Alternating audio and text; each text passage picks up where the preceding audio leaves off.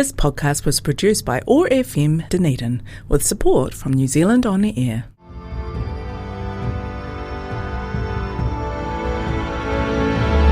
Welcome to 7 Wonders in 70 Minutes, a podcast series based on the book Wanderlust, written by Julie Woods, that's me, illustrated by Ron Esplin, that's you. Yes, it is.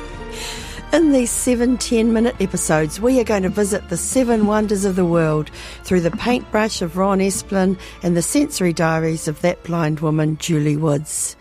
This is episode 4 and Wonder 4, the Taj Mahal in India. Namaste, Ron. Namaste. Would you please like to describe the illustration of the Taj Mahal? Yes, I think it's a remarkable building, a monument to undying love, I understand, and it's ivory white marble, and this is why, really, in watercolour, the white is the paper, so you have to really just draw or paint everything around it. So what is around it, and what is white is mausoleum. When we went to the Taj Mahal, our guide, who was Sanjeev, told us we would go down to the Diana seat, which is the way they describe where, in fact, it's become steeped in the history of Diana visiting the Taj Mahal and looking so unhappy, sitting on the seat that is just in front of an enormous pond that goes all the way up to the Taj Mahal at the end. However, Sanjeev said we'll go down and sit on that seat, and I thought we'll never do that because we're surrounded by crowds and crowds of people. So I picked another view of the Taj Mahal further down and didn't follow the rule that had almost become the norm, was to have that pond leading up to the Taj Mahal. So I'm very pleased with the painting as it turned out. I framed it in a tree, which was much further down. It made sure that you had an understanding of the whiteness of the building. And as usual, I put a picture of a small representation of Julie and I to get an idea of the size, which is a very, very big building indeed. So, yes. Every day I am away, I write a diary with one thing I smell, hear, taste and touch. My sensory diary entry for the day we visited the Taj Mahal, Thursday the 31st of October 2013. Smell: incense, wood smoke and sewerage outside the Taj Mahal.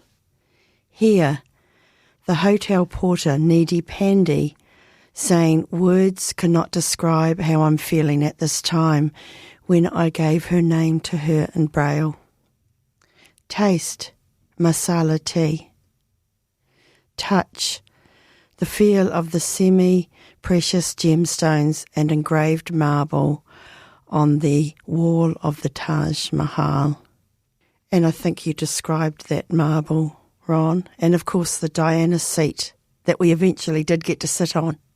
We did indeed. Actually, it was a bit of a trick because Sanjeev was very, very relaxed about getting us on that Diana seat, and I thought that's going to be impossible because there was a queue, a mile long, certainly crowds of Indians who wanted to sit on that seat.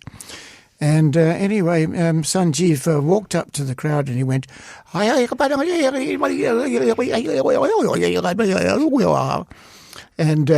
that's how fluent I am. And the crowd parted like the Red Sea, and we sat on our own on that seat as all the people stepped aside for us to do so.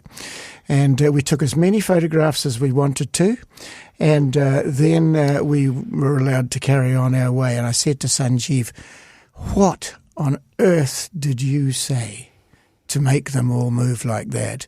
And Sanjeev said, well, Ron, sometimes you have to play the sympathy card, which means that he explained that Julie was blind and that they would have to give her a chance to sit on that seat, otherwise it might not happen. 80% of the visitors to the Taj Mahal are from India. So it's a real pilgrimage for their people.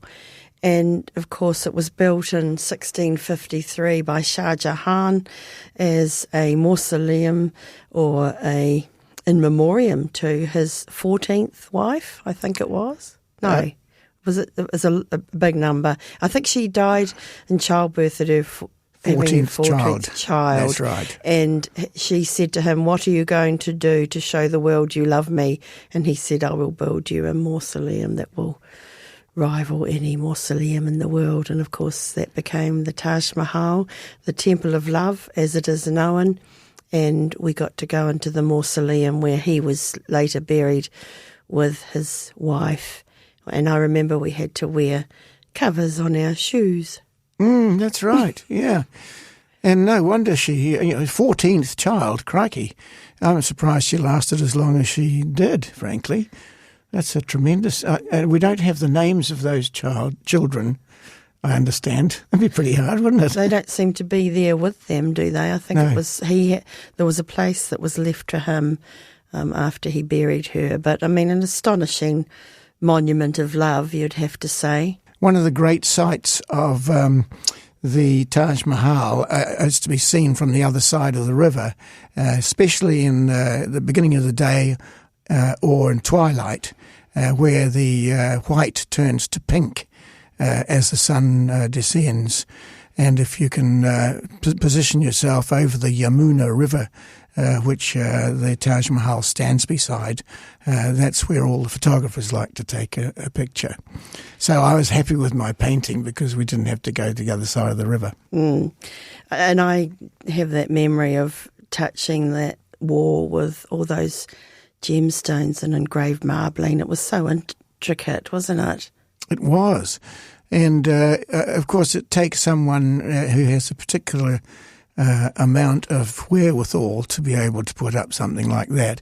I'd love to do it for you, Julie, but I'm afraid I don't have the wherewithal. Well, you can do something creative since you're an artist. Yeah, I look forward to receiving the plans. Masala tea was something that I tried for the first time. We got picked up by our driver Narayan and taken to the Taj Mahal. We arrived a day late and we had an hour and a half basically at the Taj Mahal because it was closed the next day, and all those ordinary things can get in the way sometimes when you're doing these extraordinary things. And we, as usual, we had a short amount of time, but we stopped at a service centre on the way, and Narayan said, "Would you like some masala tea?" And I said, "I would love some." And honestly, it tasted like sweet, hot, gooey nectar. It's just a beautiful flavour that I won't forget, and it was something that I wanted to note down in my sensory diary that day. I think it's important we mention that it is in Agra, in the northern part of England, in Uttar Pradesh, and not far from a place called Fatehpur Sikri.